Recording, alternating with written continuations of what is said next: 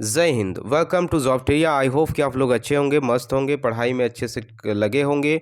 जी हाँ दोस्तों, एक बड़ी भर्ती अपडेट जो कि आपके समक्ष निकल के आई है और इसका जो है लाखों अभ्यर्थीगण इंतजार कर रहे हैं बेसब्री से। आई नो, मुझे मालूम है, क्योंकि झारखंड में तो ये वैकेंसी यहाँ पे सालों साल से नहीं आई है। लेकिन यहाँ पे हाई स्कूल शिक्षक भर्ती का एक बड़ी अपडेट मैं आपको देने वाला हूँ जो कि यहाँ पे निकल के आई है।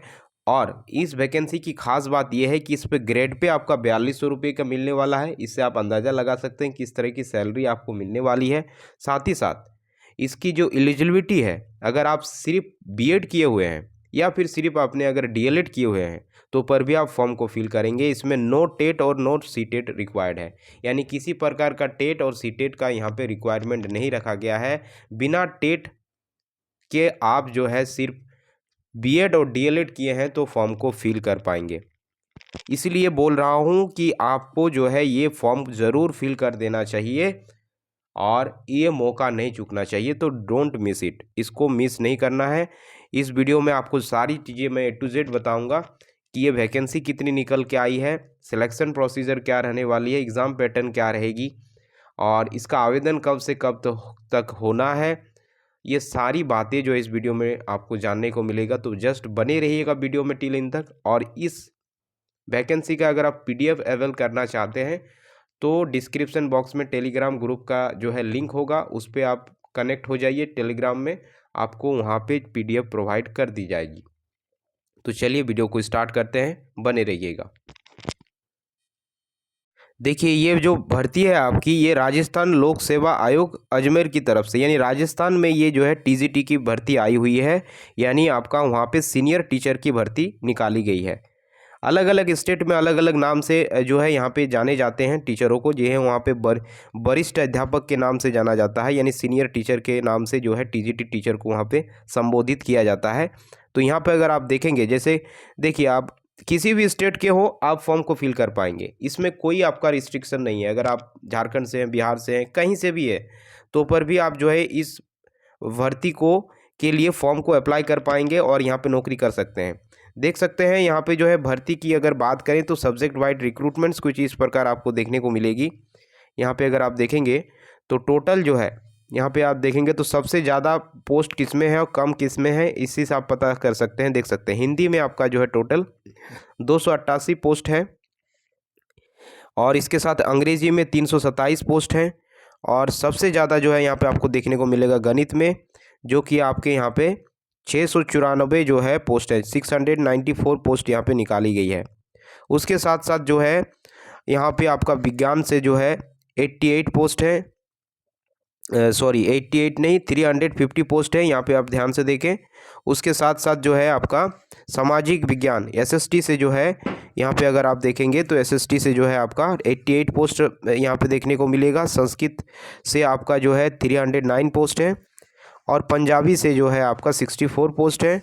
उर्दू से आपका जो है 9 पोस्ट रखा गया है। इस प्रकार से कुल जो है 2100 जो है 29 पोस्ट पर यह भर्ती आई हुई है। अब चलिए अदर अपडेट को और जान लेते हैं, क्या कुछ इसमें आपको किस प्रकार से फॉर्म फिलिंग करनी है और क्या प्रोसीजर रहने वाली है।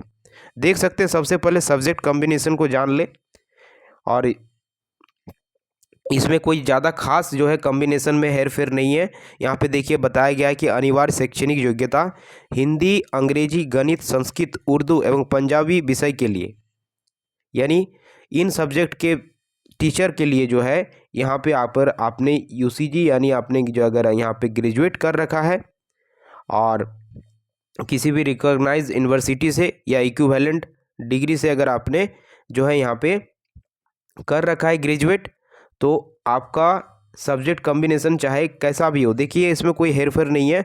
जैसे अगर आप ग्रेजुएट और इक्विवेलेंट जो है एग्जामिनेशन रिकॉग्नाइज्ड बाय यूसीजी द्वारा किए हुए हैं, एटलीस्ट 2 इयर्स का जो है आपने जो है यहाँ पे कर रखा है, उसके साथ फिजिक्स, केमिस्ट्री, जोलॉजी, बॉटनी, आपके मतलब सप्लीमेंट्री जो सब्जेक्ट होते हैं उसमें कुछ भी कॉम्बिनेशन आपका हो सकता है, कोई दिक्कत वाली बात नहीं है। अगर आप जैसे मैथ से हैं तो मैथ में अगर आप पीसीएम लेके किए हैं या पीसीबी लेके किए हैं तो पर भी आप एलिजिबल होंगे। और लैंग्वेज का तो है ही है, देख सकते हैं लैंग्वेज में हिंदी, अंग्रेजी और या गणित रखा गया तो गणित का बता ही दिए, संस्कृत में तो कोई मतलब इसमें घबराने वाली बात नहीं है। कॉम्बिनेशन ऐसा जो है आपका जैसा है उससे आपका काम चल जाएगा, इसमें कोई रिस्ट्रिक्शन नहीं है। उसके साथ साथ सामाजिक विज्ञान विषय के लिए आप अगर देखेंगे एसएसटी टीचर के लिए, तो आप यहाँ पे ग्रेजुएट एंड इक्विवेलेंट जो है आपका ग्रेजुएट होना ही चाहिए। उसमें सब्जेक्ट जो है आपका history, geography, economics, political science, sociology, public administration, philosophy degree और जो है diploma in education by the जो है national council of the teacher education और गवर्नमेंट। तो यहाँ पे ये सारी चीज़ें कही गई है, यानी आपका यहाँ पे सिर्फ और सिर्फ जो है एसएसटी टीचर के लिए आप जो है हिस्ट्री, ज्योग्राफी, इकोनॉमिक्स ये सारे सब्जेक्ट का कॉम्बिनेशन चाहिए। और साथ में आपका यहाँ पे बीएड चाहिए या फिर डीएलएड चाहिए। ध्यान दीजिएगा, बीएड या फिर डीएलएड से भी चल जाएगा। अगर आपने बीएड किया है तो पर भी आप एलिजिबल हैं, या फिर डीएलएड किया है तो पर भी आप यहाँ पे एलिजिबल है, क्योंकि यहाँ पे लिखा हुआ है, देख सकते हैं नोटिफिकेशन में बताया गया है diploma in education recognised by the national council of teacher education और गवर्नमेंट।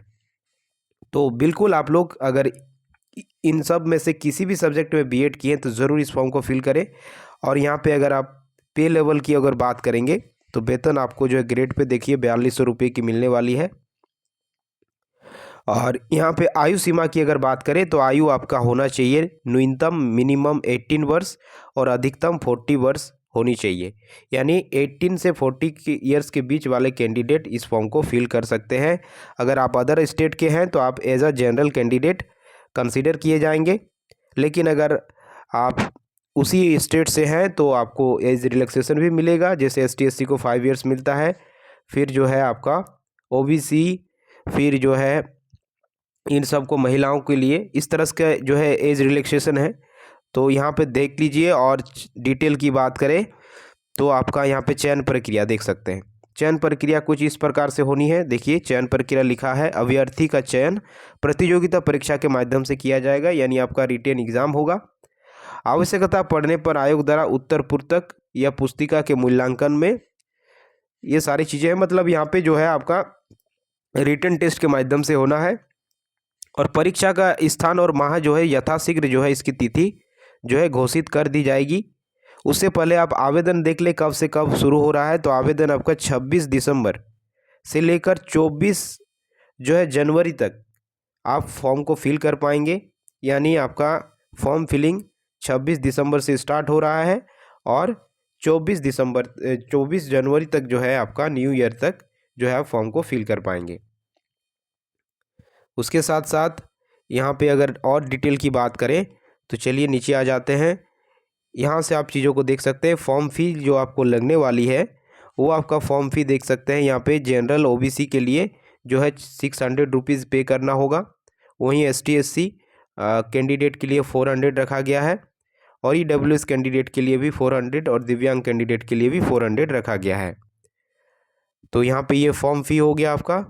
और चलिए आगे चलते हैं, यहाँ पे और चीज़ें बताइए। देखिए यहाँ पे आपका सिलेबस कैसा रहेगा, एग्ज़ाम पैटर्न यानी आपका यहाँ पे क्या रहने वाला है। देखिए the exam shall be 500 marks, 500 number का आपको परीक्षा होनी है, जिसमें 2 पेपर आपको देना होगा। फर्स्ट पेपर में 200 मार्क्स के क्वेश्चंस आएंगे और सेकंड पेपर में 300 मार्क्स होंगे। फर्स्ट पेपर का डिटेल अगर देखें तो फर्स्ट पेपर में जो है टोटल 200 मार्क्स पूछे जाएंगे और इसके लिए 2 घंटे का समय आपको दिया जाएगा और सारे क्वेश्चंस एमसीक्यू होंगे।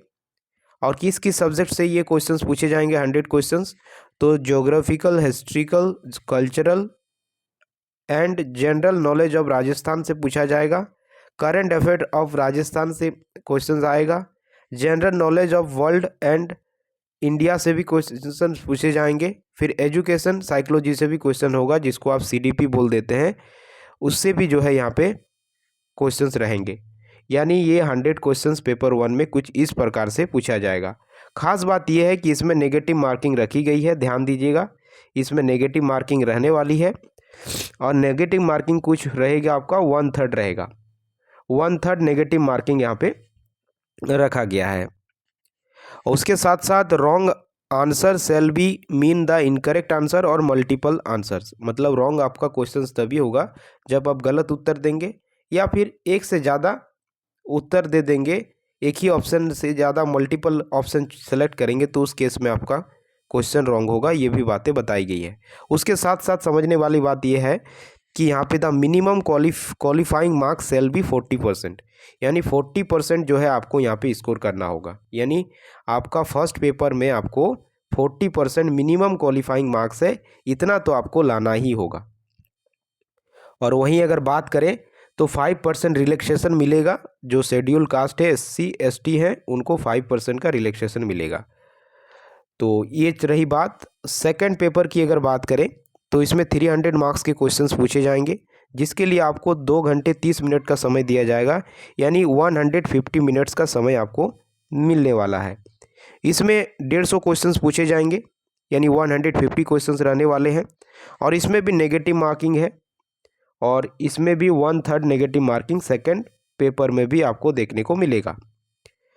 इसके साथ साथ इसमें भी जो है मिनिमम क्वालिफाइंग मार्क्स जो है आपका 40% रखा गया है, तो 40% मार्क्स इसमें भी आपको लाना होगा।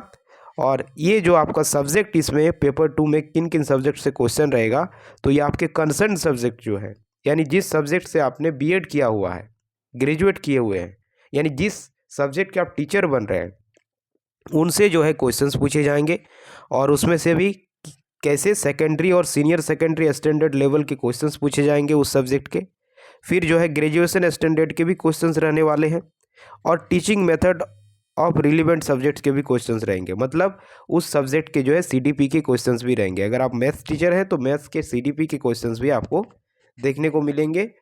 अदर सब्जेक्ट के हैं तो उसके भी जो है टीचिंग मेथड्स के से रिलेटेड क्वेश्चंस देखने को मिलेंगे। तो ये है आपका जो है दोनों पेपर, आपको आई होप समझ में आ गया होगा किस तरह से आपका एग्ज़ाम पैटर्न है। उसके साथ साथ अगर बात करें तो खास बात इस एग्ज़ाम में ये है कि आपको each questions has 5 options marked, यानी हर एक क्वेश्चन में 5 ऑप्शंस दिए हुए रहेंगे, 1 2 3 4 5, और उसमें से एक ही जो है OMR में यहाँ पे देखिए खास बात यह है कि OMR में जो है यहाँ पे क्वेश्चन आपको जो है यहाँ पे एग्ज़ाम कंडक्ट कराया जाएगा। ऑफलाइन एग्ज़ाम होना है, उसके लिए आपको जो है ब्लू पेन का जो है यूज़ करना होगा। और 5 ऑप्शन है तो 5 ऑप्शन में से किसी एक ऑप्शन को सेलेक्ट करना ज़रूरी है, यानी उसमें कलर करना ज़रूरी है, ये चीज़ बता दिया गया। देखिए, it is mandatory to fill 1 option for each questions, यानी जितने भी क्वेश्चंस है उसमें से किसी में न किसी में एक ऑप्शन आपको सेलेक्ट करना ही है। और if you are not attempting a question then you have to darken the circle 5। अगर आपको किसी क्वेश्चन का आंसर नहीं आ रहा है तो उस केस में आप ऑप्शन 5 को सेलेक्ट करेंगे, यानी ऑप्शन 5 जो पे सर्कल कर देंगे। नहीं तो आपको जो है यहाँ पे अगर कुछ भी आंसर नहीं देते हैं, किसी ऑप्शन को सेलेक्ट नहीं करते हैं क्वेश्चन में, तो आपको उस क्वेश्चन के मार्क्स जो है काट लिए जाएंगे, वो आपका नेगेटिव मार्क में आ जाएगा, यानी वहाँ पे भी जो है आपका 1/3 का नेगेटिव मार्किंग आपको देखने को मिलेगा। तो इस बात को ध्यान दीजिएगा, यहाँ पे चेंज है। तो ये 5 ऑप्शन वाला जो है चीज़ है, और इसमें मैंडेटरी है कि आपको एक ऑप्शन पे टिक करना ज़रूरी है। उसके साथ साथ यहाँ पे देखिए, after solving question paper candidate must जो है ascertain that he has darken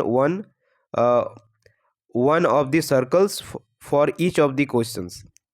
और इसके साथ साथ extra time of 10 minutes beyond schedule time is provided for this, और 10 मिनट पहले ही जो है आपको यहाँ पे ये क्वेश्चन पेपर आपको प्रोवाइड की जाएगी। एग्ज़ाम जस्ट स्टार्ट होने से 10 मिनट पहले ही आपके पास क्वेश्चन पेपर आपके हाथ में होगा, ये भी बातें बताई गई है। और candidate who has not darked any of 5 circles in more than 10% question shall be disqualified. और ये भी बातें बताई गई है, अगर कोई कैंडिडेट 10% क्वेश्चन पे कोई सर्कल ही नहीं करता है तो समझ लीजिए उसको डिस्क्वालीफाई कर दिया जाएगा।